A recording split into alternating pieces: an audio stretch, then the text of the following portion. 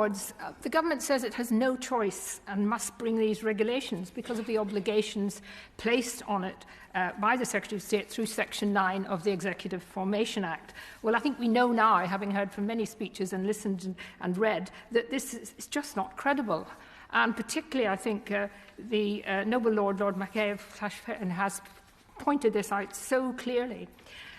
Firstly, Section 9 was brought in on the context of a piece of legislation, the purpose of which was to help restore the executive, alongside abortion remaining a key part of the devolution settlement. The executive has now been restored for 16 months, and abortion still remains in the devolution settlement. And secondly, the decision to introduce Section 9 was the decision of the last Parliament, and no Parliament can bind its successor, and every Parliament must have the right to respond to changing circumstances. That vote in 2019, on which Section 9 rests, saw 100% of Northern Ireland elected MPs opposing Section 9, but of course it was imposed by the rest of the MPs, none of whom who represented Northern Ireland. Surely Her Majesty's Government has learnt from the lessons of the past of trying to impose legislation on other parts of the United Kingdom.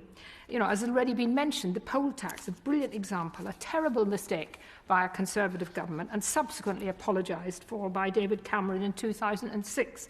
And I would have hoped that riding roughshod over devolved governments would have been a thing of the past. And yes, it does seem to be a thing of the past for Wales and for Scotland. But somehow Northern Ireland is always, once again, treated differently. When it suits Her Majesty's Government, it is a devolved matter. I tried very hard to get, and other members, to get the word victim, the definition of a victim, to be the same in Northern Ireland as the rest of the United Kingdom. Oh no, I was told that's a devolved matter. And so many other examples of this.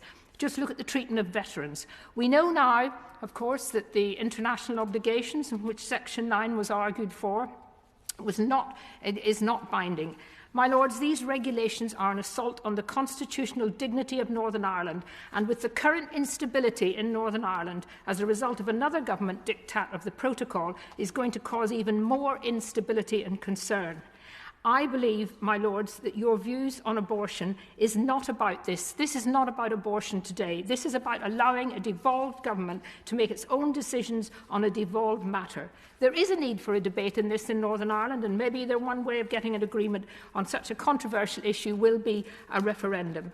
But what we do need to see, these regulations today, my Lords, are going to put a real, and I have to say it in a strange sort of way, but another nail in the coffin of devolution for Northern Ireland. We are being treated differently. People in Northern Ireland are getting fed up with being treated differently, and we can start today in this House of Lords by showing that we believe in devolution, and we believe in Northern Ireland people, the Northern Ireland Assembly having a right. Please vote for all these amendments, and can I congratulate Lord Shinkin on what I thought was an extremely moving and the Noble Lord speech, and I totally support.